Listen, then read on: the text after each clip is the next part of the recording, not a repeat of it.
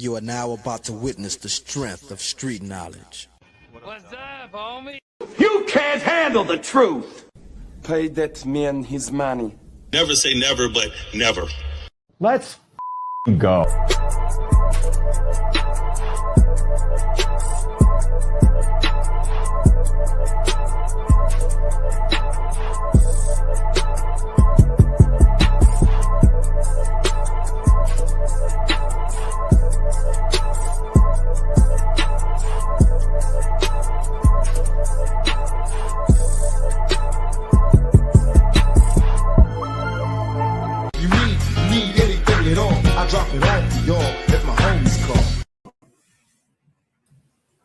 Know It All Nation, Steel Curtain Network, frustrated Chicago sports fan running through the jungle. All FFSN's podcasts. We on a Friday night with the homies. This evening, you got me and the homie, my boy Pay in the building. B Dirt is on the road show right now. So me and Pay are here to talk to you tonight. We're going to get into a couple things. We're going to break down the conference championship games and how we see them going and who we predict to go to the Super Bowl in Santa Clara, California in a couple of weeks. The games between, obviously, the New England Patriots and Denver Broncos. And divisional rivalry, game 3 between the LA Rams and Seattle Seahawks. So we'll talk about those games. And then we'll talk about the coaching searches that still left. The Steelers, Ravens made their decision. Steelers and Browns have still yet to make a decision. Everybody keeps turning down the Browns. I wonder why. But we'll talk about that stuff. And like I said, Jesse Minter was on the old John Harbaugh staff, was on Jim Harbaugh's staff. So he's been between the brothers. No Diddy, if that sounded like that. But yeah, so Baltimore let him coach, which a lot of people were talking about, but I kind of predicted. We talking about that the other night on the Pump Your Brakes podcast. But before we get into those things, we'll see what's up with the homie. Pay, what's good, man? I can't call it, man. I hope you got your grocery shopping out the way. It's supposed to get cold up there. I did, man. Not only cold, I went to the doctor today, my final follow-up post-kidney transplant. It got cool. Hadn't been in 3 months. Now I don't have to go back for it. Yeah, that's real nice, man. But we did stop at the grocery and stuff. It was packed on the way home. Depending on which price you are early afternoon, like around noon, everything was packed. Went to Walmart and all the carts were going. So that's how busy it was, the store, right? Parking lot was full, all the carts was going. I mean, people here, you know, you from Chicago, I'm from Ohio. People here in the DC area, DMV, they lose their mind when it's kind of snow, man. And we're about to get between starting tomorrow evening and all day Sunday between 18 and 28 inches. My math tell me that's 1.5 to 2 feet of snow.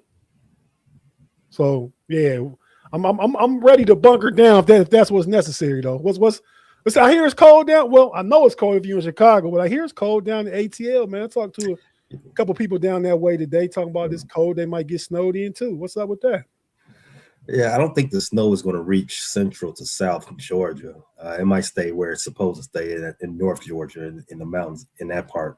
But it is going to get cold. It's supposed to be overnight. It's supposed to be something like in the teens, maybe, which is extremely cold for central Georgia. Yeah. Yeah, I mean that's tough. I mean, it's the plumbers are going to get a lot of money in the next couple of weeks because there's going to be some people out there that's going to get their pipes bust. Won't be me though. I'm not paying that. I got so my. You go ahead. Let the water run gently. Yes, I am. I got that trickle going. A little drip. It's definitely going because you ain't gonna catch me slipping. No, sir. Right. No, that is cold. I hear Monday here is supposed to be down to 10 degrees, and that's the day after the snow. So I imagine if we get as much snow, they're talking about as cold as it is on Monday, it's supposed to be. I imagine the next time it'll be really alive after tomorrow afternoon around here is Tuesday sometime, man. That's crazy, man. But you said almost 2 feet of snow. That is no, what it could be over 2 feet. I said 18 to 28 inches. 28 inches is 2 feet and a quarter foot. That's ridiculous. That's excessive. I don't even want to think about the type of snow. I lived through that type of snow one time in my life. I think it's 2011 in Chicago. It snowed. It was about 2.5 feet, somewhere around there. It enveloped the cars on the block. It was up to the roof. That's how much snow it was. I thought it was it for me. I had to go to work that day. The day it started snowing. It snowed like for 20 or so hours straight, and I had to go to work one of them days. And I just said, I'm not driving the car. I'm not gonna get caught on the E-way and I'm like that. I'm gonna take the bus, the train. I'm gonna do it smart. Well, public transportation don't close? No, not in Chicago. Okay. No. I said, I'm gonna do it smart. The bus stop is only a block and a half away from the crib. I could do that. Nah, that block and a half almost ended my life. Right. Like, block and a half. I said, I'm not gonna make it back to the house, man. I said, I just stopped and I said, this is it for me. And then I saw two clucks. For those that don't know, crackheads. They ran past me. It was like, well, if they can do it, I can do it. Let me get up. Hey, but nah, they got a whole different motivation in trying to make it to work. That's true. Whatever the motivation is, it snapped me out of it, man. I had to get home. Right. No, I say I've been here 20 years now, man, and I say I've dealt with 4 bad snows in 20 years. That's 20 winters. That's not really bad, right? 4. I can count them on one hand. This would be 5. That's average 1 every 4 years if it hit tomorrow and Sunday like it's supposed to. So like they forecast, I believe they get in the ballpark with forecast, so it'll probably be some snow. Hopefully they off. Hopefully they ain't off to the low side. Hopefully we get 14 inches and not 30 inches. You know what I mean? Something like that. I know. But yeah, man, we'll see how that work out for everybody. I know. I mean, it's like winter warning everywhere. But shout out to the folks, man, up there in the great state of Minnesota is out there protesting and doing what they feel they need to do for their state, because it's cold up there, it's snow up there. If you're keeping up with TV and the news and stuff, you see them people out there, supporting their cause, protesting against whatever it is they're protesting against. We won't get into the political aspect of it, but shout out to them folks for just standing up for what they believe in, in a natural blizzard storm climate.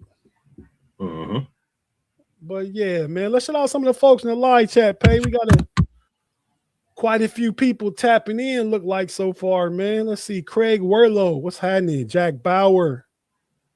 Jaime, what up, Jaime? Carlo Pickens, you big dummy. Bigfoot Bob.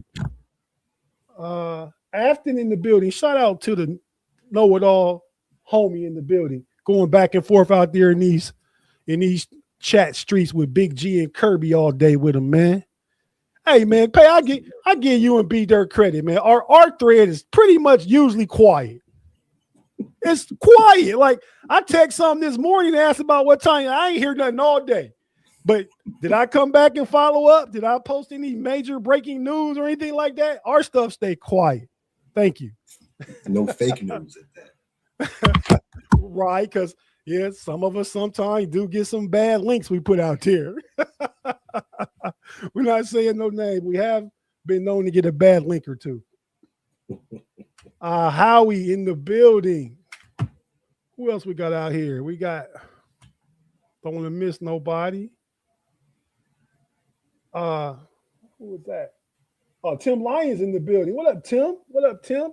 No shots at the number after 46, Tim. We're gonna leave that alone. Like I said, Howie, Jaime, Big E Bronco, great one. Shout out to the homie, great one, man. We salute you. Lightning Rod. Don't want to miss nobody. People's commented multiple times, so I'm going through some of it. Mother of Afton, Kathy in the building. Shout out, Miss Kathy. Thanks for tapping in with us. Oh, man, it looks like the diabolical one is in the building. Pay, as Big G would say. The Matrix Master. No, Claude been good, man. He ain't been getting sent to the Matrix as much as he has. Maybe because it's the off season. We're going to the off season for real, but off season for his team, the Steelers, our team, the Steelers. He don't have as Or much to say. He got, Yeah, he got what he been asking for a long time. he did. He didn't get what he's asking for because Claude was asking for a man to be fired. You know, I can respect the man being stepping down. You know what I mean? You know, shout out to Joshua in the building. I think we about caught up. That's everybody, man. Everybody that, you know, that's commenting here so far. Thanks everybody for tapping in. As Pay would ordinarily tell you, it's Friday night. You could be anywhere, but you choose to be here with us. We certainly appreciate that. So what we're going to do, man, is take a quick break. Our first break, get that over with, come back and talk about the coaching carousel still that's going on. The openings are still open and the rumors is going around as far as the NFL coaching procession. Not procession. Whatever I was going to say, man, it misses me now. But yeah, that's being old, I guess, Pay. But yeah, we're gonna talk about the coaching and the openings. I believe it's 4 of 10 fields, so 6 still to go. It might only be 5 still to go because the Browns might not never get a coach.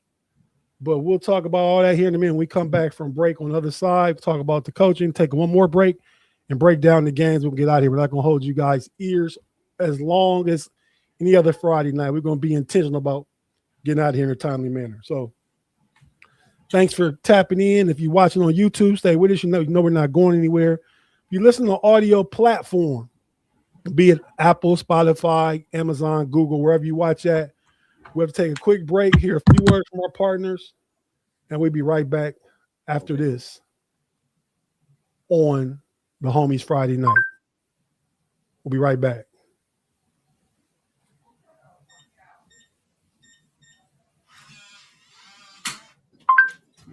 Who did the Ravens hire?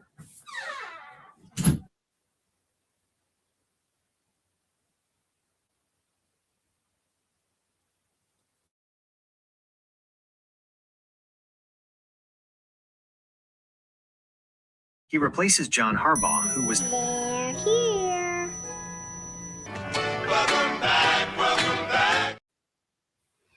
Pay, man, we going to break and you going to your AI to get your answers, man. You probably need to hit the mute button. Who did the Ravens hire? I could have now you find yourself because now you muted. You did that. Yeah, because I kept calling him Bryce Minner this whole day. I'm like, who? Why would I type in Bryce Minner? They're not telling me he got hired for something. Who? I'm thinking of somebody completely different. Well, his dad's name is Barry. He was a coach Barry in college. Yeah, Okay. and he's Jesse. Jesse Mentor. Who was Bryce Mentor? Where did I get that name from? I don't know. I thought you just confusing Bryce with Barry is what I thought. Maybe that was it. I don't even know. I have no idea who Bryce Mentor is. He should be an athlete somewhere. But I don't think he's a person. Maybe you look in the Chicago phone book, you might find a Bryce Minner. I don't know. Phone book. Do they still make those? I don't think they do, man. Man, that's a throw. But you know a phone book. You've been around since before phone books were gone. Yeah, I know. We used to get them on the porch every month. I hit my brother with one of them. I thought it was a yearly thing. Was it? You know, the white pages. It was a year. That getting no phone book every month, man. The white ones, the white pages was a month, wasn't it? The white pages was the like yellow pages. Yellow pages was business stuff. Right. Businesses. No. The white pages were residential. I think yellow was residential. I don't remember, but in any case, Live one chat. of them came around more often. Tell us what you think about it. We got a super chat from the homie Claude in the building. Thanks, Claude, for the $5. We truly appreciate it. He says, "To you, Pay, I truly believe that Caleb Williams is the best QB in this draft class, and I'm not trolling." Well, that ain't Caleb Williams' name, but I agree. It's not spelled right, but you know what he meant. All he did was switch a C lab, but he switched to A. If he switched to E and A, he just messed up his vowelage. Right. But we're not gonna get caught up on the syntax of it. But Claude, thanks for the $5. I agree that his ceiling is the highest. He at the end, when it's all said and done, I would make an argument that Caleb Williams will probably be the best quarterback of his class. I'm not saying he's the best right now because that's a failing argument. seeing as how that Jaden Daniels was in the championship game last year, and Drake May probably win MVP this year. And you think so? MVP, second place, Pay. Come on, that's Matt Stafford MVP. I don't think Matt Stafford, I don't think he stuck the landing. I think his December was a little too shaky while Drake May was out here winning divisions. 46 touchdowns. Drake May led the league in yards, passing yards. No, led the NFL, rather. Yeah, he did. In passing yards? Mm-hmm. I got to go to my AI assistant for that one. But go ahead and finish your take on Caleb Williams. Yeah, so I think Caleb Williams' ceiling is higher. He's got all the tools in the toolbox. Once him and Ben Johnson get in the lab and figure out some fine-tune some things, footwork rather wise, and just being more proficient when he's on schedule. He put it all together. He's gonna take off like a rocket. Other than that, yeah, shout out to Jaden Daniels, Drake May, Bo Nix, JJ McCarthy, and Michael Penix. It's gonna be a QB class for the ages. I'm already telling you. I think it is. They already on a good start. Mm-hmm. I mean, Bo Nix. You can say he took them to the AFC Championship. He did. I mean, Drake May's going to play. You know what I mean? Might be in the Super Bowl last year. But back real quick, back to the answer to the question. The guy from the Los Angeles Rams led the league in passing yards this year. 4707 with Jared Goff second at 4564. How much did Drake May throw for? Drake May. Dak was third. Drake May was included in also the top performers. They don't have his numbers there. Drake May threw for 4394. Okay. So Stafford threw for about 170 more yards and probably like 18 more touchdowns. But Drake May got more rushing touchdowns. So I just feel like Stafford gonna win the MVP, but that's nothing against Drake May. It wouldn't be an upset if he did. Yeah, and then there's the old guy argument, right? I mean, kind of sentimental, kind of Matt Stafford.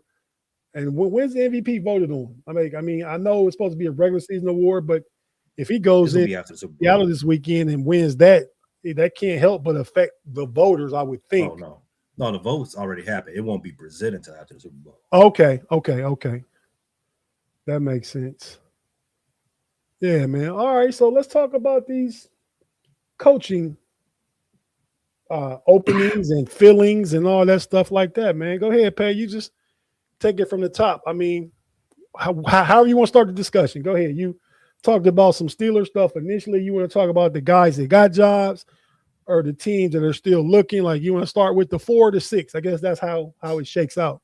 Well, most importantly to us, our content, people who are watching us, thanks for watching. One of the 3 job openings for the AFC North has been filled this week.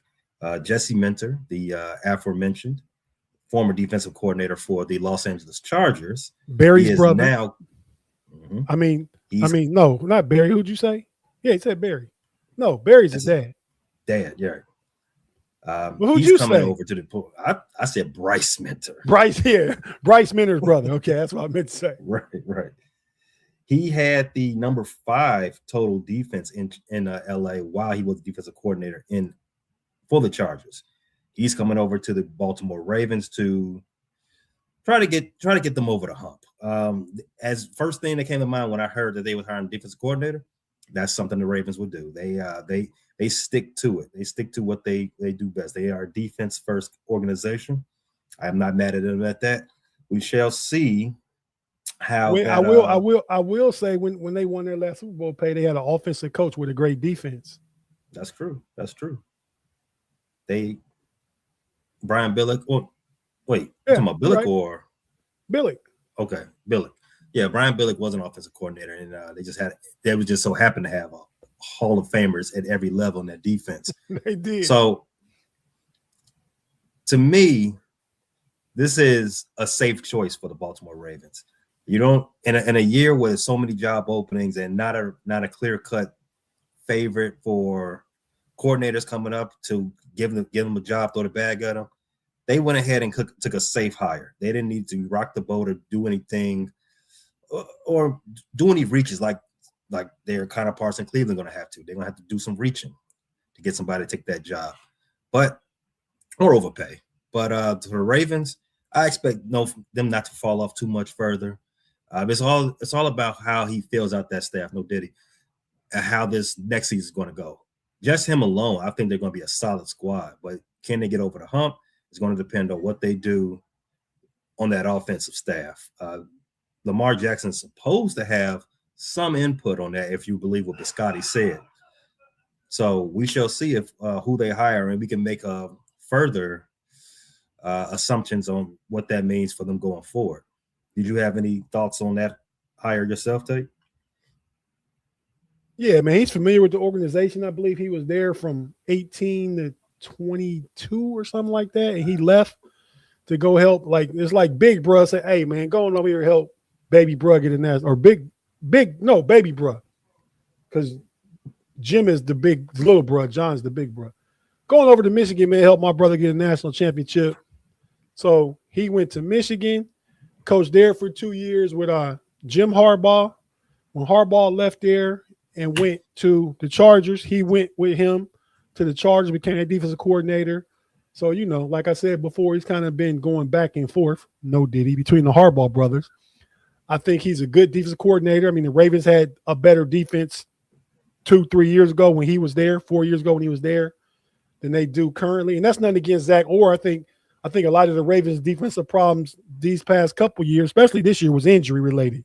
And I think they have good players still at most levels. I mean, secondary is kind of, but they got Kyle Hamilton, the best safety in the league. Marlon Humphrey's still a beast. And I think they got 2 first-round corners with Higgins, or is it Wiggins? Nate Wiggins? Wiggins. And on the other side, who's on the other side? That will be Humphreys. Who? Humphreys is on the other side. No, Humphreys is nickel, but I thought they had like 4 or 5 first rounders. But and they drafted the kid from Georgia, who's another good safety. This past year. Yeah. But no, I think they got the defense. I think the defense will be much better. And the thing about it is, because of the familiarity with the Ravens, this was Lamar approved. Whatever coach they got was going to be Lamar approved. So I think Jesse Minter got this. Lamar Jackson approved this message. He's the coach. I think Lamar will be integral in who he decides. So now you talk about the owner Biscotti, the GM. His name is slipping me now, but he's a good GM.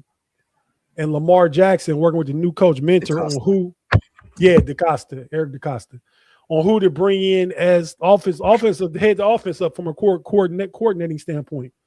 So I think when they get that right and they either make an offseason move and get another a one receiver or draft a one receiver, I think Baltimore's right back in the mix. So I think it was a good hire for him, to talk about the coach. Yeah, it's a solid hire. You can't do any wrong, especially when you had this championship window. You had to make that pick. You had to make that hire be a very solid, a respectable hire. Somebody that the veterans are going to appreciate. And you hit it on the head. Somebody that they are pretty familiar with. Which is segue to our next one. You got to hit this one on the head. You're hearing all the rumors about somebody a Pittsburgh baby coming back home to coach that hometown squad. I'm gonna put the question to you, but also to everybody in the live chat. How would you feel with Mike McCarthy calling the shots for the Steelers? The only Pittsburgh native coach whose name I've heard that I'd want to come back is Kirk Cignetti. That's it. Mike McCarthy. What's the acronym? GTFOH. Y'all know what that means? I don't want to hear that. I mean, yeah, I think the thought is with some Steeler people, and I hope not the guys in the front office, the guys making decisions, is if you bring McCarthy in, you got a chance at Aaron Rodgers coming back. And I became an Aaron Rodgers fan. I like Aaron Rodgers. I like what he did for us this year. He did what he could. But if you do that, you're just wasting time, and you may as well have not did all that talk about, kind of want Mike Tomlin to resign. If you would be happy with Mike McCarthy coming in as coach, then you shouldn't have been mad if Mike Tomlin was going to stay. Because all Mike McCarthy ever did was, he had a losing season in Dallas. His first season was 6-10. And I believe he had like 2 or 3 back-to-back 12-5 seasons with one and done playoffs. Done. 12 wins, 5 losses. He hasn't won a Super Bowl since they beat the Steelers in 2011 in the Super Bowl. So yeah, man. I mean, that's just more. It's a 62-year-old coach, old ideology. If we want to start new, start new. Mike McCarthy older than Mike Tomlin. You know what I mean? So yeah, that's just wasting a year or two to me, because you're not going to sign him to a 1-year contract. Now, do you want him? Did you bring him in to interview him to have him help with your coaching search? Because he's a Pittsburgh guy, give him kind of some exposure, a boosted platform for other available jobs. Like, the Steelers are talking to him, man. We talk to him. You know what I mean? Maybe he the last man standing to get the Browns job. I wouldn't be mad at that. But, I don't want him coming to Pittsburgh. If you're going to go ahead and shake it up and do something new, shake it up and do something new. Bring in something new. I don't need to see Big G had a show as his Keeping It 100 on Tuesday at noon was about no more recycled coaches, no more vending machine coaches. Yeah, I don't want that guy. Who would you want? I mean, there's other rumors about the guy in Miami who lost to Cignetti. Cristobal. There's rumors about him. There's Cignetti is even though he is a fantastic coach, he pulled James Madison up, he pulled Indiana up. I mean, there's no reason to believe like he couldn't pull the Steelers back up to be where they should be, top of the NFL. But he is on the older side, right? You want somebody fresh, as what Big G said. Want somebody new blood and all that stuff. But if you're going to get somebody new, I mean, who would be a hot name? Let me think. One of the younger guys. Well, I mean, Declan Doyle. He's interviewing for the Philadelphia Eagles offensive coordinator. What are we talking about? As far as for the Pittsburgh Steelers head coach. Oh man, I don't know Declan Doyle. Good luck with that Philly job. Don't know him. Don't want him. Can't even say good or bad. Don't want him. In Pittsburgh, is down to 3 guys. 3 guys. You're looking at your aforementioned Anthony Weaver, Miami Dolphins defensive coordinator. You're looking at Chris Shula, the Rams defensive coordinator, and you're looking at the Rams pass game coordinator, Nate Schilhaus. No Floro? No, I mean not Floro. No Flores? Flores had his interview. I don't think he's one of the top options. I mean, if Shula went somewhere, I think Flores is on the outside looking in. If Flores, I mean, if Shula, who I believe is the first choice, but I believe if you're gonna shake things up and shoot the dice, man, do what you've done before. Chuck Noll, Bill Cowher, Mike Tomlin, not that much of coaching experiences. I believe all like under the age 36. Schilhaus is 35. He's a former quarterback. He played at the University of Illinois. He's played the Fighting Illini. I don't know if you remember, but he played back there back when your boy Juice Williams played. He was a quarterback after Juice Williams. So, he's been under McVay for a couple years. He's running that offense we see with Puka Nacua, Matt Stafford, those 2 running backs who, to me, Blake Corum and Kyron Williams are very similar to what the Steelers could have with Jalen Warren and Kenneth Gainwell, or either giving the young guy Caleb Johnson a chance. You got a big body receiver like DK Metcalf. He's not Puka Nacua, but I can see him being used in a similar way. You know what I mean? So I kind of like what I believe Schilhaus could bring to the offense. I think you bring in a good defensive coordinator or a good young guy. Like, I mean, your guy in Chicago, Al Harris. Al Harris just took the job to be the defensive coordinator for the Packers. Okay. He replaced Hafley. Okay, well, yeah, I was somebody like that though. I'm just thinking like if you get Chris Shula, the best you're hoping for, you're hoping he can bring Shieldhouse with him as offensive coordinator. But that's my reasoning, because if you bring Shieldhouse in as offensive coordinator and Pittsburgh offense hits for a year or two, he's gonna be the hottest name. He's gonna be the hottest name on the market. You know what I mean?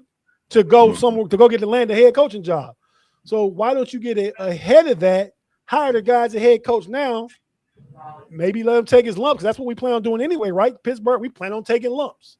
You know what I mean? I'm not saying we're gonna be 4-13, but we ain't finna be 12-5 either. So go ahead, let this first year, let him get the feel for head coaching, calling the offense, running the staff, find your quarterback either this year or next, and go from there. That's my thought on it. But those are the three for Pittsburgh. The only thing that about Flores, that would be so cool if Flores got that gig. One, because if he's ever going to be a head coach again, it's going to be with an organization that actually got his back, and I think Pittsburgh is the only organization in the league that got his back. And I think with his he just recently resigned he got a pay raise actually to stay the defensive coordinator. Substantial pay raise, but if he gets the job at the Ravens, which is off the table now, so I think he was a candidate for the Steelers. For the Ravens and Steelers. What I was gonna say, but if he doesn't get either of them, he's going back to Shannon's comment. Shout out to Triple OG Shannon in the building. He says, and check out the Pump Your Brakes podcast every Wednesday night. Shannon is on that show. He's a great co-host, among some other mediocre co-hosts, but check it out.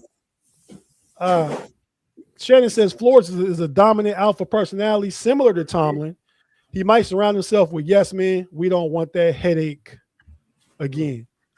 Wow, that is why do we feel like Flores would surround himself with yes men? I mean, I think when he got his first opportunity, he was a young coach coming from Bill Belichick tree, or working for Bill Belichick for a lot of years. I don't see anything that indicates pointing to a whole bunch of yes men. I mean, I don't know, but I don't think Shannon knows either. I don't think anybody knows. I mean, I couldn't tell you who was on the staff in Miami. I know he's a coach that commands the room. He seems like, guys follow him. I mean, you could get a great X and O guy like your boy Mike McCarthy, who replaced him, who came in and had a hot couple years scoring 70 points in the game and all the high, fast-paced offense. But sounds like down there, a whole bunch of the players didn't respect him. Had a lot of guys wanting to go, a couple of which came to the Steelers. Jonnu Smith, Jalen Ramsey. They traded the guy to the Eagles, the Jaden Phillips, the outside edge. I mean, so lost a lot of good players. Tyreek was giving grief down there. First, I think you need a guy that can command them. To me, the X's and O's are not 1B, right? Not secondary, 1B. 1A is a guy that's a leader that can command the players want to play for. Then, I mean, ideally, you hope you can bring guys in that are good with X's and O's if that's not the coach's strong suit, right? Mm-hmm. Yeah, it's going to be tough. It's going to be one of those things where I don't think anybody's going to be happy with what the Pittsburgh Steelers ultimately does. But history's proven that whoever they pick, you're going to like them eventually. Shannon follow. I would rather have Weaver. I got nothing against Weaver either, but how do we know Weaver wouldn't be one yes man? If that's our take, I don't know about him either. But he seems like the players. I've heard him compared to Dan Campbell, Weaver. I've heard him compared to Dan Campbell. Now maybe Brian Flores, if you're doing a comp, is more Mike Tomlin like. Perhaps I could see that too. But they really compare Weaver's style and connecting with players and the belief in the players. A good comp for him, they say, is Dan Campbell. I could get on board with that too. But Weaver's like 43, 44. It's not excessively old. I mean, we talk like it's old, but when the Steelers hire a coach, every time Haley's comment comes around, it's typically a younger guy, a guy younger than Pay. I didn't know Ben Johnson was younger than me until recently. Okay, but yeah, that's my thoughts on the Steelers. Your thoughts real quick on the Steelers, then we can move on to some of the rest of the jobs. Like I just said, I just think that I don't think there's going to be a happy consensus about whoever they choose to hire. But history has proven that whomever they hire is going to be a good decision. And let me ask you this, Pay. Do you think that's due in part to their commitment to the coach? Like no knee-jerk quick reaction, like, oh my gosh, 2 years he hasn't turned this thing around and fire him. I think that has a lot to do with it too. I mean, I think Chuck Noll won 2 or 3 games his first season. You know, I think Bill Cowher kind of started fast, but he had like 3 losing seasons in there, and the heat got hot on him because Pittsburgh fans are Pittsburgh fans, man. You know, that's how we are. I'm not like that. I realized the difficulty in winning the Super Bowl and making it to the playoffs consistently, because a lot of teams have fell off for a long time and got back again. And maybe we just tired of just making it. But I tell you what, when you make it, you got a chance to be in the dance. If you got a chance to go to the dance, you got a chance to dance. That's all I know. You could be sitting at home on the couch with no prom date. That's correct. You could be at home like the Packers making cheese on the couch. You gotta take a shot at them cheesehead boys. They deserve it. I think to answer your question, it is exactly that. It is their stick-to-itiveness. If it's one thing we know about the NFL, it's not for long. Anybody at any point can pop off, and what happens is bad franchises, they stay bad is because they make knee-jerk reactions.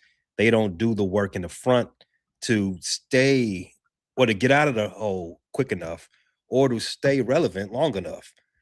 The Steelers, they do their work. They do their due diligence in the front. They hire somebody they believe in, and they show that belief by keeping them around long enough to bring their plan to fruition.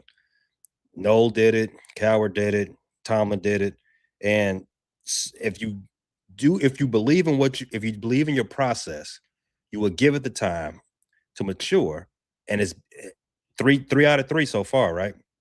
I have no reason to believe it wouldn't be 4 out of 4. Yeah. I mean, yeah, if you hire a young guy, give him a runway. I mean, you got to get the quarterback in there, right? I mean, and I think that was the difference with McDermott and Harbaugh, is they hadn't done it with Lamar Jackson and Josh Allen, right? I mean, neither one of them have played in the Super Bowl yet. You know what I mean? We talk about probably the last 6 of the last 8 MVPs are between Patrick Mahomes, Lamar Jackson, and Josh Allen. And only Patrick Mahomes has been to a Super Bowl. I think that was the perception is they underachieved. And I believe when Ben Roethlisberger was prime Ben, Tomlin was getting the AFC Championship games and going to a couple Super Bowls. So he maximized that window. And since Ben left, or Ben was washed and still playing at a decent level, but not the Ben Roethlisberger in his prime, you still were going to the playoffs. You still were, you know. And I think that's why, because these guys, MVPs, Lamar Jackson, Josh Allen, in their primes, aren't getting to where the fans and ownership thinks they should be with those type guys. That's why you saw Harbaugh and eventually McDermott last week get shown the door. Right. But I still think Harbaugh should have been able to retire also. But I don't know that he was going to do it. I agree. There was probably some disagreement about how that should have gone, which probably led to him being fired. Yeah, I mean, I heard that he didn't want to get some of the people, rid of some of the people on his coaching staff. So I heard that was part of it too. Yeah, I mean, you could read into that. I mean, because he brought his offensive coordinator with him to New York. So yeah, Monken. But I mean, I hear he's still on the market. He might be a candidate in Cleveland. If he don't get that job, Harbaugh wants him OC for the Giants. Another one of the teams want him for OC. But Cleveland, I believe he's in their coaching hat. As far as, you know, they draw names out the hat. That's what they'll really probably have to do. You know, because a couple of people have turned Cleveland down. Well, anybody that has an actual resume is going to turn Cleveland down. They got to give it to somebody who's unproven. And somebody that's unproven, they're going to take that. Well, I think the favorite front runner there is Jim Schwartz, their defensive coordinator. I think enough people are turning down that he ends up taking it. Somebody actually give Schwartz another job. Oof. Yeah, well, their defense is not the fault they've been losing.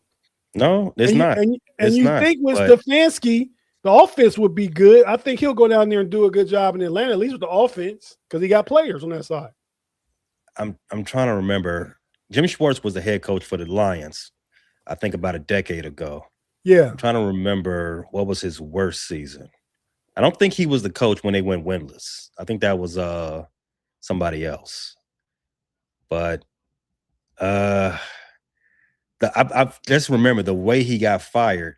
I didn't think that he was going to ever get another job. So if he gets one in Cleveland, that's poetic justice, I guess.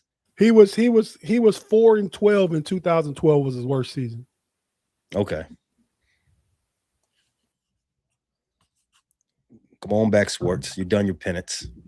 You coached. Yeah, I mean, you coached the Lions, and now you coach the Browns. And just like you said about Flores, that you believe Steelers are the only place that would give him a job potentially. Same thing with Schwartz. Cleveland's the only place that would give him a head coaching job, I believe, right now.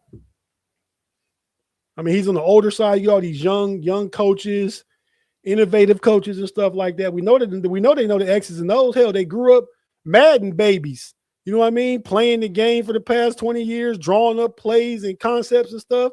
Chip Schwartz ain't do none of that. You know what I mean?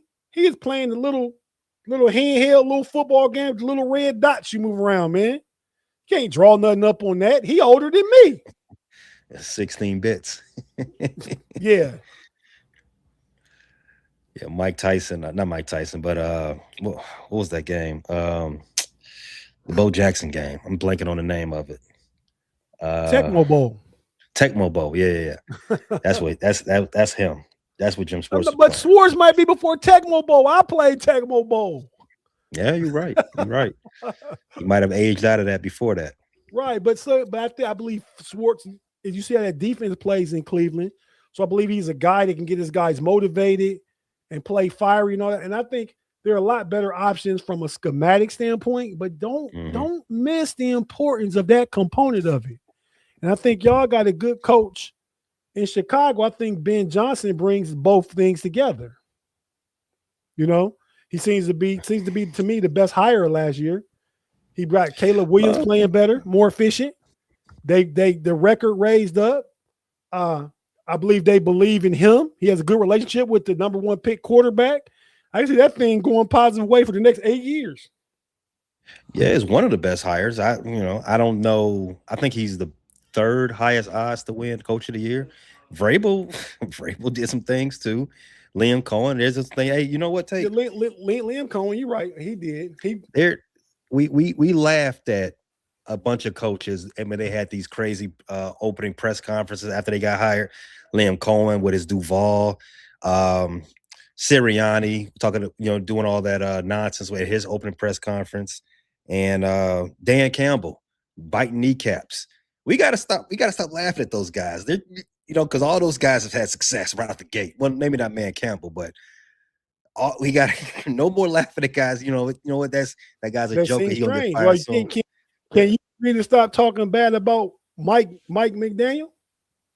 Because you let him have it a lot. Well, I only said he was a nerd boy. I don't hate on that black man. Is he black? There you go. I mean, well, you said it. I thought you knew. I mean, James Franklin, Penn State's old coach, don't look black, but he is. The dude that played basketball for OKC, the center. He don't look when black, McDaniel got hired in Miami. It was a thing about, hey, they didn't do the Rooney Rule. They're like, whoa, look at his parents. They're like, oh, okay, he is. Okay. Okay. I didn't know that. Yeah, it was a thing. But we ain't gotta get too deep into it. But I just call him nerd boy. I ain't got no beef for him. Wherever he gets hired, I think he might even be the hottest coach candidate that they're still standing right now. Is who? He got a job and he's still getting interviews. Who? McDaniel. Oh yeah, well I mean he got an OC job. Who wants him? Like he stepped down in Cleveland. Who else still wants him? I mean, So he was still doing interviews. Last I heard with what was the other squad? Buffalo. I think Buffalo. He just took an interview with Buffalo. okay, I could see that. But man, Joe Brady's offensive guy. Do they just change it all up? I mean, how does that look like? I kind of got Joe Brady as a favorite to that. And who do you think that's the best job left? Buffalo? Oh yeah, easily. Has to be, right? I think Harbaugh and Stefanski, they did themselves a disservice by taking the job so early. You should have let all your options get on the table first, because now the opportunity to coach the MVP, the reigning MVP. Hey, I would like to think about that. That's a guy that has something to prove. I mean, Harbaugh just came off coaching a 2-time MVP. So I mean, you know, he would have went. It would have been unnecessary pressure on him. I mean, if you go to that job, you pressure. I mean, you expecting to take them from a division-winning playoff team, even though they went this year, to the Super Bowl. That's the expectation. If you take that job, I mean, the entire profession is pressure. I mean, you can't run away from it. But obviously, the pressure is different when you got Lamar Jackson and Josh Allen than when you got Will Howard next year, or the guy that's going to replace Kyler Murray if you go into Arizona and get a job. Yeah, true. There's levels to the pressure, but I would want to give myself whatever type of head start that I can possibly get. If I get a blank slate of what's going to be in Arizona versus the MVP over here, I might want to go over here just so I can at least have a running start. You know what I'm saying? I get it. And the expectations of 12 to 13 wins, go to Arizona. The expectations are going to be you got to get us 5 or 6 and start getting this thing going the right direction. And you got 4 years of proving versus Buffalo. You got 2 years of proving. Just depends on what you know, what you want, what your challenge is, what you want to do. If I'm a young coach, I go to somewhere like Arizona. If I'm an older coach, I probably go, which McCarthy could be a guy up there, but I think Joe Brady gets that job.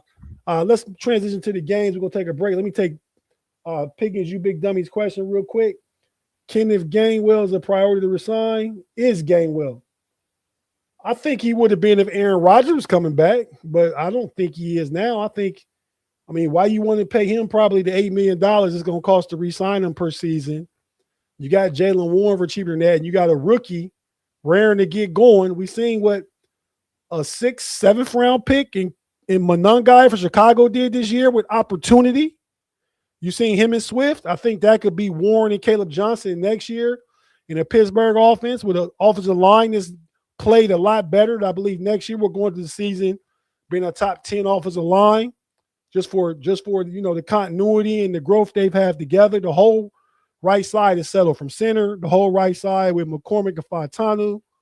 Like we could have hit on some with Dylan Cook at left tackle. If Siamalu comes back or you have a battle for guard or you draft somebody, that offensive line is ready to go. And I believe you go with Warren and the young guy. You don't pay Gainwell $8 million to be on a team that we don't know what to expect. My thoughts on that. But, yeah, Afton, in her opinion, said depends on what new coach. I still think whatever new coach, I still think that the money is the most important aspect of it. You trying to cut cap, you're trying to give the new coach players that he wants, young players to develop and come up under him. I think Gainwell's a win now guy.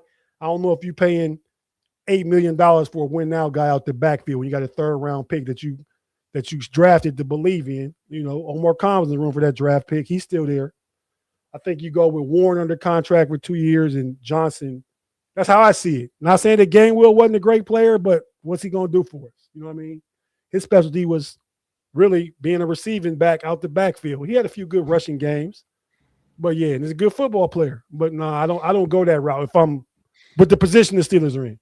But with that being said, we're going to take our last break real quick. Thanks, Claude. Don't you hear that from the homie? Shout out, Claude. Take our last break real quick. Be right back. We're going to break down these couple of championship games. Paige going to ask the questions, and I always got the answers. So we right back after this. Stay with us on the Homies Friday night. Appreciate you guys. Be right back after this.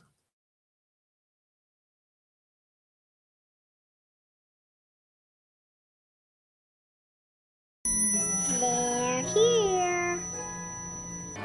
Welcome back, welcome back.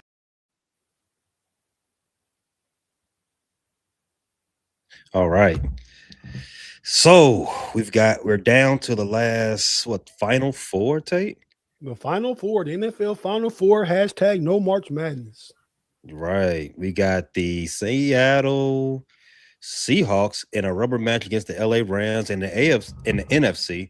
And in the AFC, we've got the Denver Broncos, Bo Nix-less Denver Broncos, and the AFC East champions, the New England Patriots. Dang. The Buffalo Bills, they couldn't hold it down no longer. Huh? They had to give it right back to the Patriots. I know they sick. About anyway. Yeah, because the Patriots ran it for so long. Now they got to give it right back to the Patriots. Like now they're like, damn, we didn't do anything with right back. I believe Buffalo won 5 straight. Yeah, but compare that to the 2 decades the Patriots won. Yeah, I think we can run it off a little longer. 12 or 13 straight. Yeah, I do. But now it's just a battle. When the Patriots were there, it wasn't a battle. Allen battled with Brady when Allen was still young guy. Now I think Buffalo's got off to a bad start, and that kind of put them behind the 8 ball. Right. But Buffalo came back and beat them the last game. They needed some help to catch up, but Buffalo just dug a hole and couldn't catch them. But I think they'll compete. I'm not going to give the division to the Patriots. All right. It's Miami had a shot. They couldn't do what they supposed to do. In Buffalo, they got to figure out a new coach and a new vision. Wow, the Patriots they're kicking up. And that's what it is, Pay. To me, Miami, and I hope not, but I believe which is where Pittsburgh is going, right? Mm-hmm. We made it a couple years, and now we want to shake things up and change it, and now we've never finished last in the division. In the AFC North, has been a division. Never finished last. Next year's a distinct possibility, depending on what the Browns. Projections going to say the first is going to be the first losing season. The over-under ain't going to be at that sweet mark like 8.5, right? It's going to be like 6.5. You know what I mean? So, hey, the projection's going to have us bad. Now, can we be better than bad? I think so, but we'll see. But we're headed in that direction.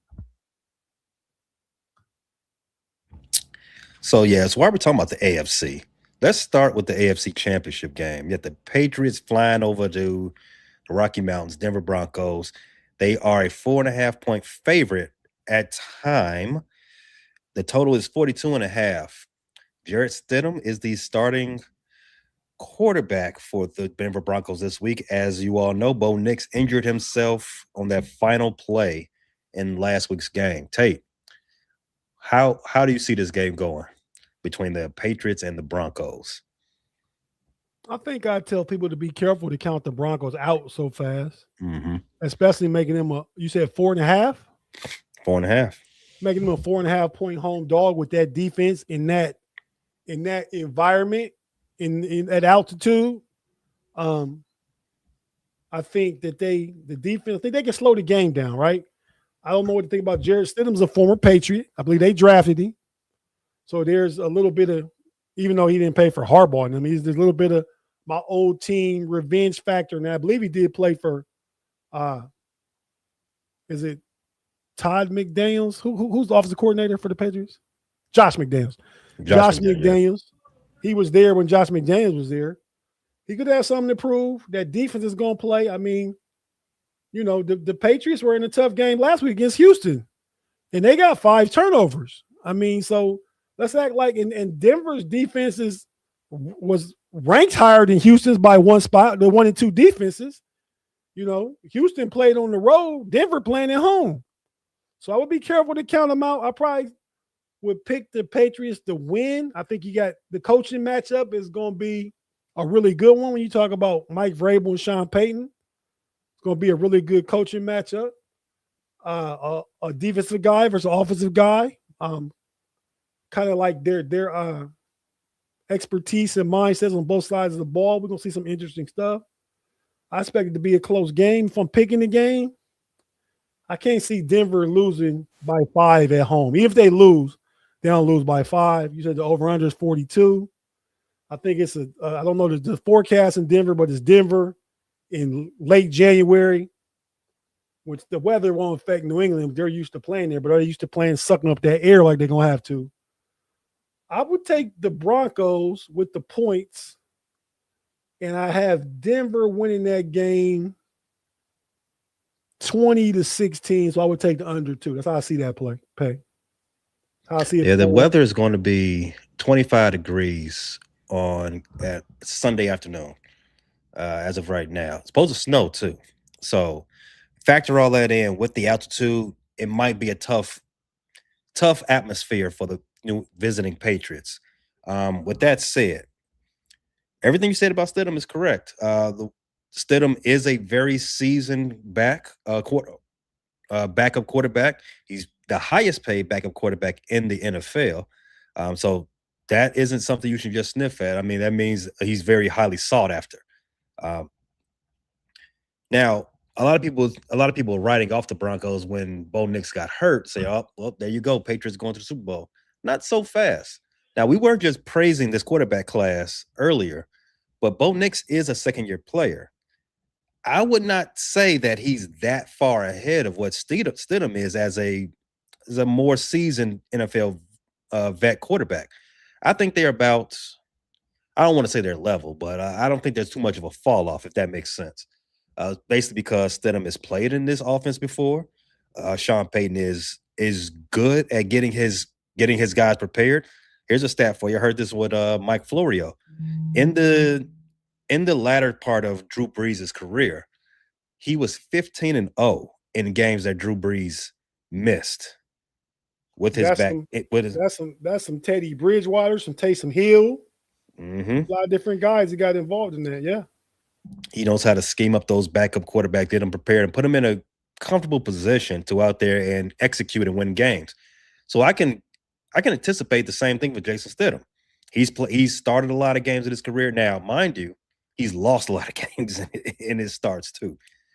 And this is being the most important pressure-packed situations he's ever going to have to start. So you can take that with a grain of salt if you want to, but I would just put that out there, food for thought. I wouldn't go too far in ahead and putting anything down on the Patriots to cover that 4.5. In fact, I would actually bet up the Broncos to 6.5 because 4.5 is a little bit testy. But I am going to take the Broncos to cover the 4.5.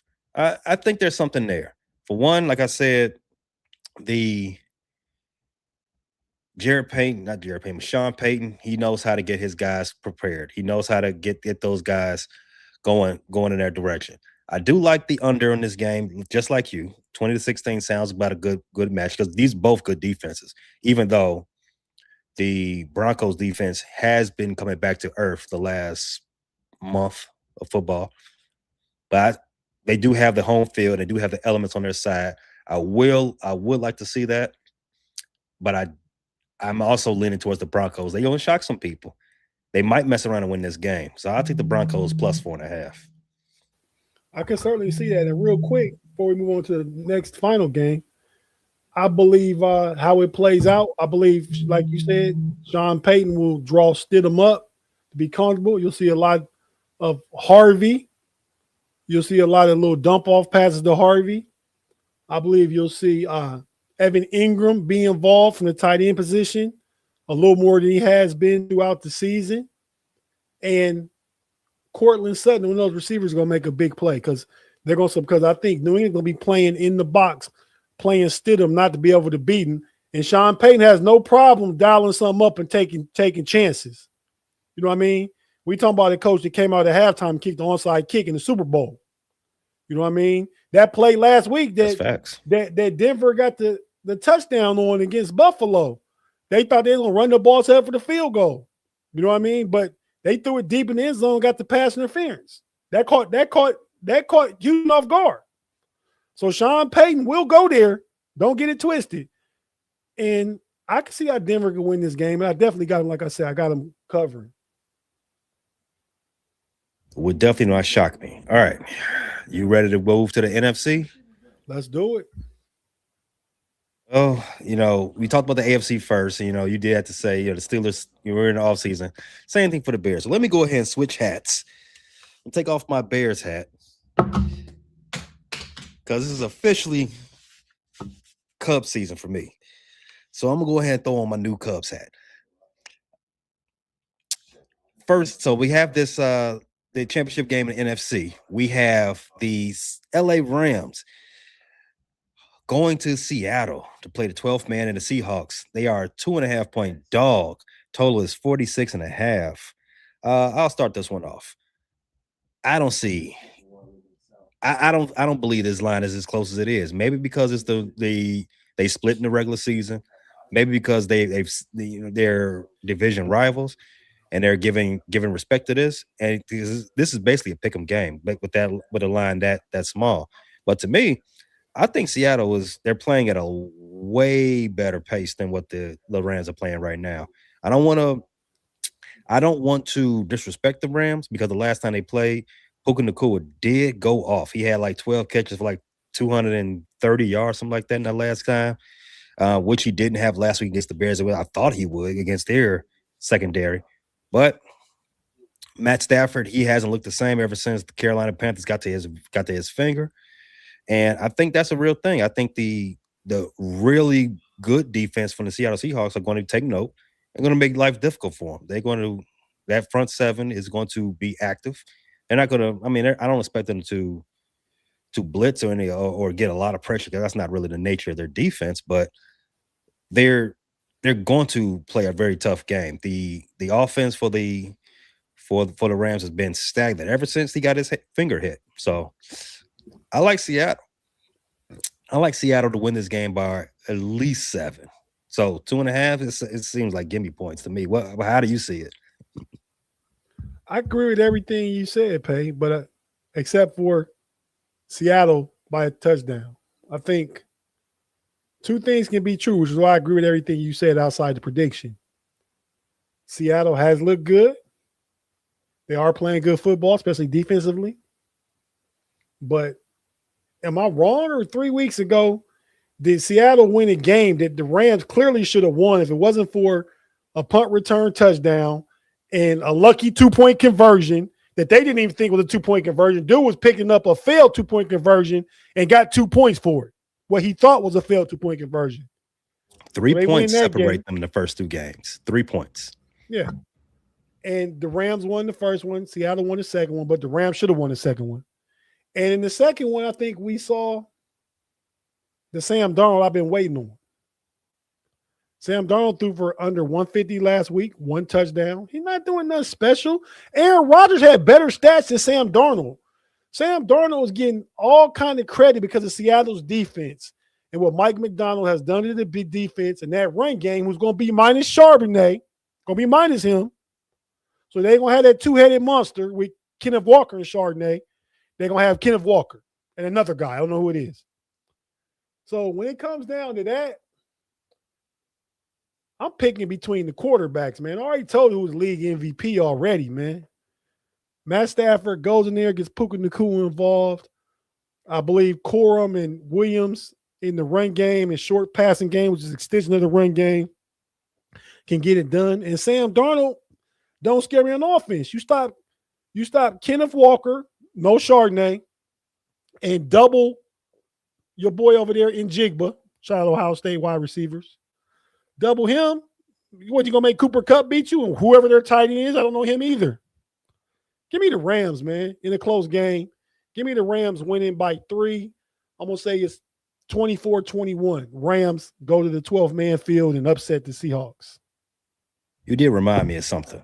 While I was talking about the injury for the Matt Stafford, Darnold, he's also hurt. He had an oblique injury, which is why they did not lean on him at all last week. They was happy to let Kenneth Walker III carry the offense. Happy. There won't be and Chardonnay, who won't be there this week.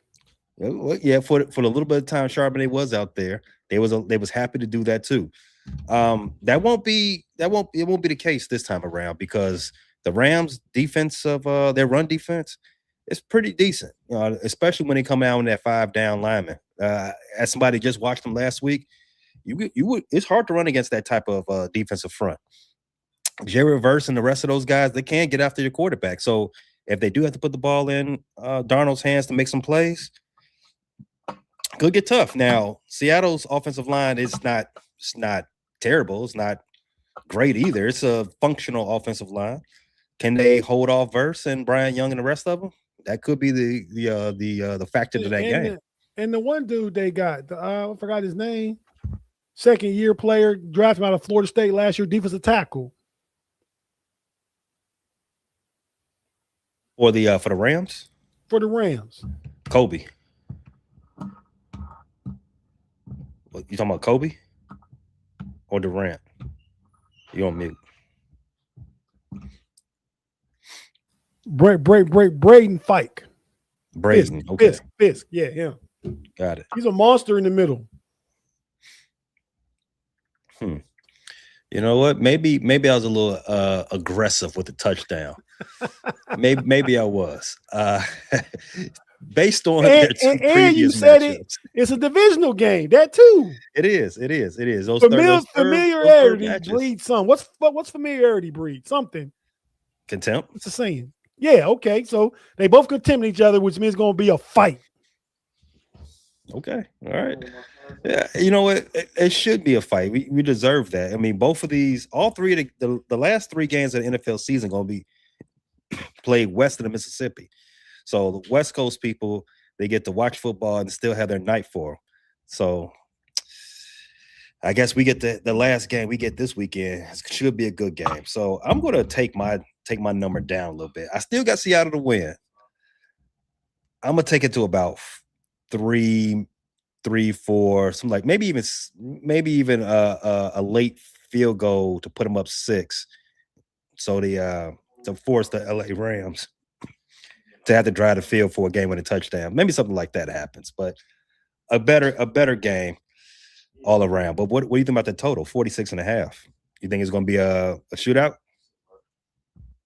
Did I say 20? I mean 20 to 17. Did I say a score for this one? I don't see it being a shootout. Yeah, I see the Rams winning a close one though. Okay. The first time they played, it wasn't a shootout. I remember we were all predicting it's going to be a shootout because at that point, Seattle was lighting the league up and the Rams were doing what they was doing. And it was like a 13-12 game, something like that. I think Darnold threw like 5 picks. And the last time they played, he's thrown 6 against the Rams this year. I think he threw close to a league high 14, half against the Rams. Let's say that about Sam Darnold's game against the Rams. Well, it's not up or shut up time, Mr. Sam Darnold. You got to get that boogeyman off their shoulder. Stop seeing ghosts. The ghosts just ain't in New York. They might be up. They might be in the Great Northwest. Man, you better call Vecman, man. You got to go do something for you. Who you gonna call? Right. And that second time they played, it was a shootout. I already said that Puka had over 200 yards receiving. Won a couple of fantasy matchups by himself. So for me, I don't know. I think it's going to play the middle of those two outcomes. 46.5. I think it might slightly under. That's where I'm leaning. I'm leaning closer to a 20-23 type game. What'd you say? Yeah, 20-23. Yeah. Okay. Yeah, I'm around there. Well, I see. That's where I'm leaning for that one. But yeah, we both like the Seahawks. Well, did you say Rams? I said Rams. That point. Okay. Jack okay. Darnold will Darnold at some point. It seems like I remember him last year against the Lions. Remember that playoff game? or that play for it all game. And then the playoff against the Rams. Against the Rams, what did he do against the Rams last year in the playoff pay? He got sacked 9 times.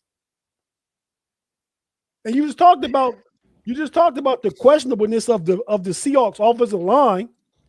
The Rams defense feel like, oh yeah, we got this dude. Chris Shula is like, yeah, we about to go out. I'm gonna go get this job in Pittsburgh. Y'all boys about to make me look really good right now. That's what's gonna happen. Give me the Rams all day now.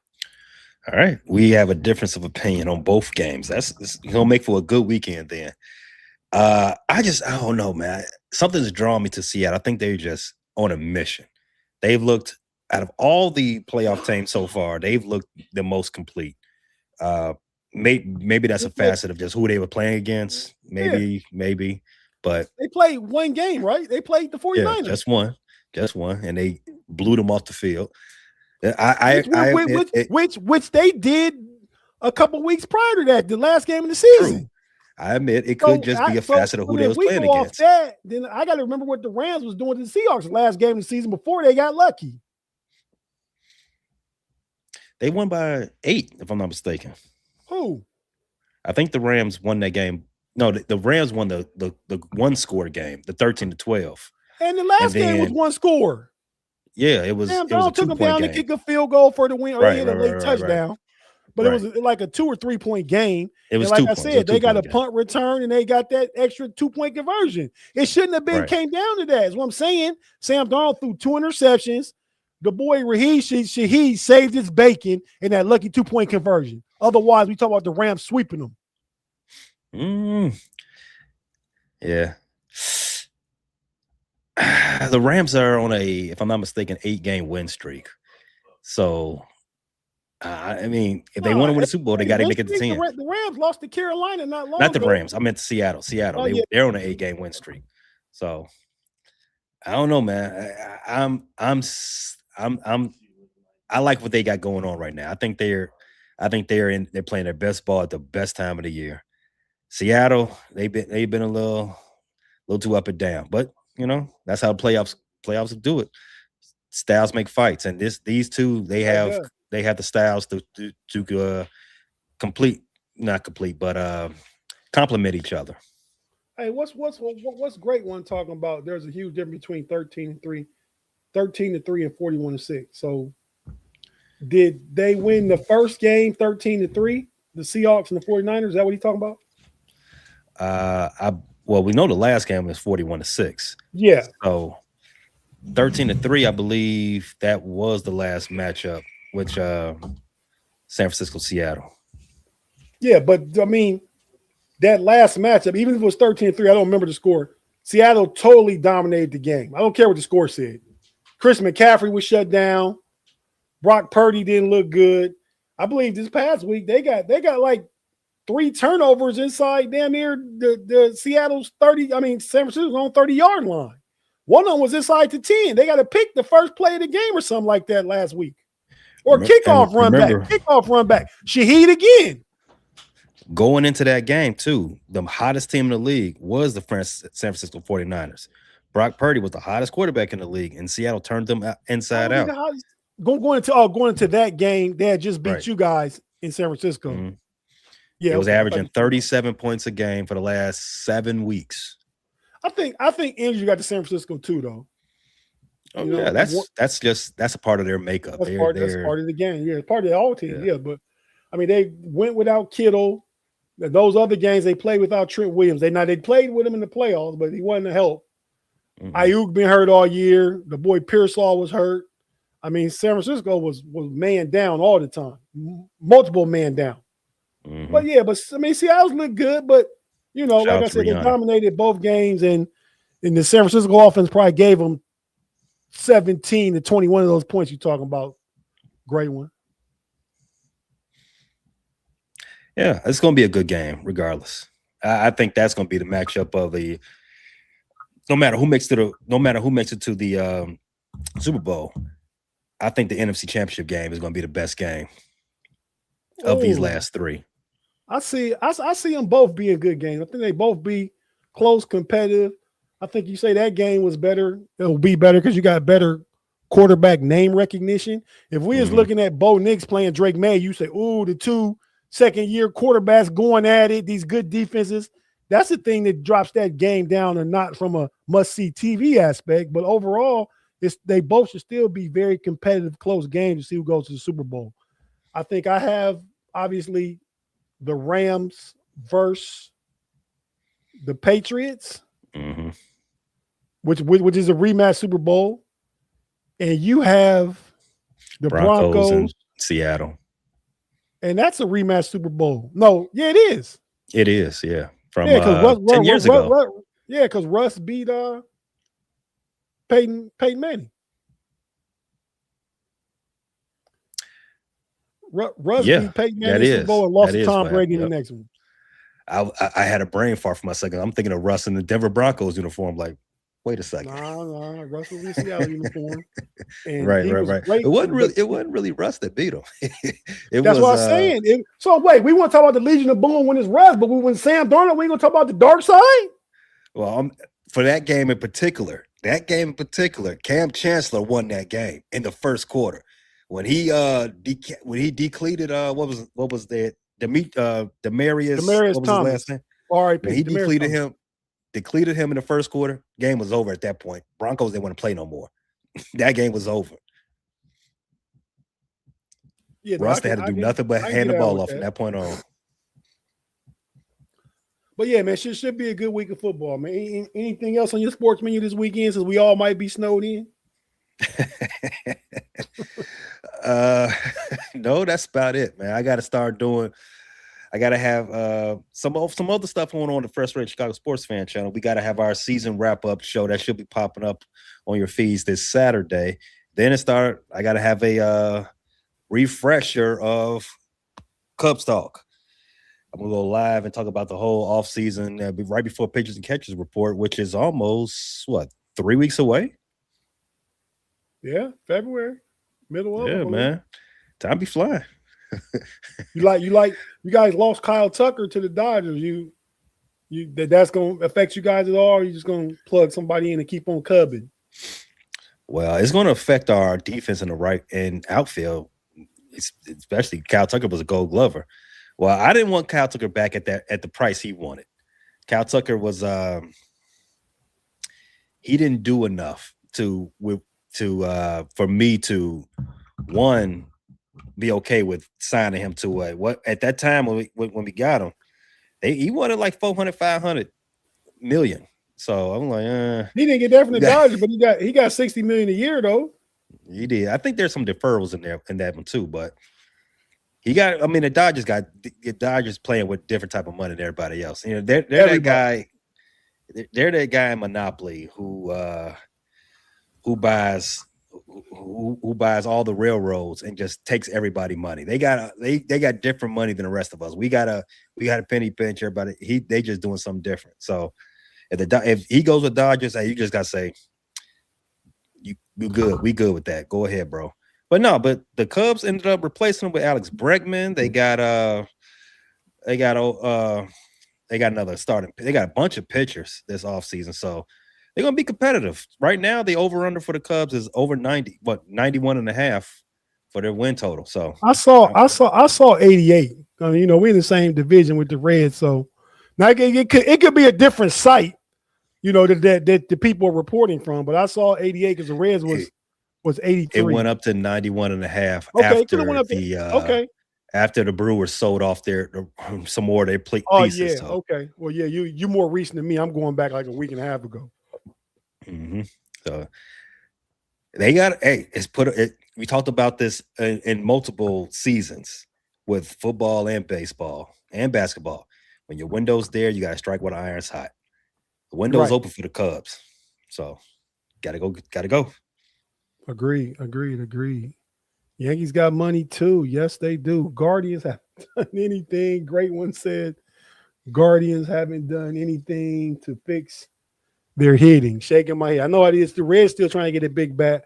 Sounds like we talking to Eugenio Suarez, trying to get him to come in there and be a full-time DH. I would like that in our ballpark. I would. In that ballpark. He had the third most home runs last year. We're talking about coming back home for him. He played Cincinnati for quite a few years. He's a fan favorite. I like the move because he's a Cub killer. I don't want that. I like him better than not getting anybody. But yeah, just plug him in as a full-time DH. I like that. Mm-hmm. But so, check out, go subscribe, tap into the Frustrated Chicago Sports Fan channel. I can't watch all the video. I watch all the TikToks and all the short reels and stuff, man. Stuff is real good, Pay. Like all that stuff. As far as us goes over here in the know-it-alls, we'll be back Sunday with our show, and they probably still won't have decided who's going to be in the Super Bowl, but that's Sunday, so it'll be hopefully an AFC Championship game recap. It'll probably end during our show or right before our show starts, and preview the NFC Championship game in the last minute and talk about, just whatever football question stuff the live chat has going on. We'll just interact and get ready to sign off and go watch the rest of that Seahawks-Rams game. Looking forward to that. As far as what's coming up, Pay, for us, got some new shows. Great jump off, man. I don't know if you guys checked out Wednesday. So my Wednesday's gonna be real busy, right? So we got to Smash the Gas at 7:00. Myself, Big G, and Kirby. We got Pump Your Brakes at 8:00. Myself, Big G, and Shannon. Big G is going to be leaving Pump Your Brakes at the end of the month. At least that's the plan as of last I heard. And we did a show Wednesday after that. Myself and Devin, if you guys saw Devin on the show with us, we did the Steelers Nightcap. Steelers Nightcap is going to be a new show we do on Wednesday evenings for now because she's on the West Coast. But man, lots of Steeler knowledge. I'm sure you guys saw that. So tap into that on your Wednesday evenings. Got a new show coming up, Pay. I'll be doing this Brotherhood up on game. Be doing a show with my brother Damien. Going to talk all kind of stuff, sports talk, shop talk, real talk. Talk about, the NBA, football, some baseball. It's always open for Pay to join us because he's a baseball guy, B-Dirt. You might see any of us on there, but just new content, new show. We looking forward to see what that's like. And this stuff is probably going to start next month at some point. We got a show coming up called Fixing the Game. We're going to break down teams, play GM, so to speak, podcast GMers, general managers. Going to break down people's teams. They have questions of what we would do, rank them far as, get a full service job on that or get some maintenance or, oh man, your stuff is in good working condition. We're going to break it down. Pay, I talked to one of your Frustrated Chicago sports fan people, man, as it stands right now, the homie Ricky Sway going to be hosting on that show with me. So looking forward to that one. And lastly, we're going to have a new show. And all these will be weekly shows. We're not anything we're just committed to doing like every other day or every day. It's called the All-Time Matchup. The All-Time Matchup show will be breaking down in him against who's better, right? Is Jordan better than LeBron? Who's, far as this graphic goes, the better rapper, Eminem or Kendrick Lamar? The better all-time quarterback, Brady, Joe Montana. Man, we talk about actors. We're looking at Leonardo DiCaprio, Robert De Niro, Denzel Washington. Who's the better musician of these guys we see up here? Elvis, Prince, Michael Jackson? Like, who is it? So go talk about all kind of different stuff. I think it'll be a fun show. To be an interactive show. So you guys will get to comment and talk about stuff. So we're looking just forward to, and you go get all the draft content and stuff as draft season approaches. Still reporting on doing all our Steelers shows and all our football shows and stuff.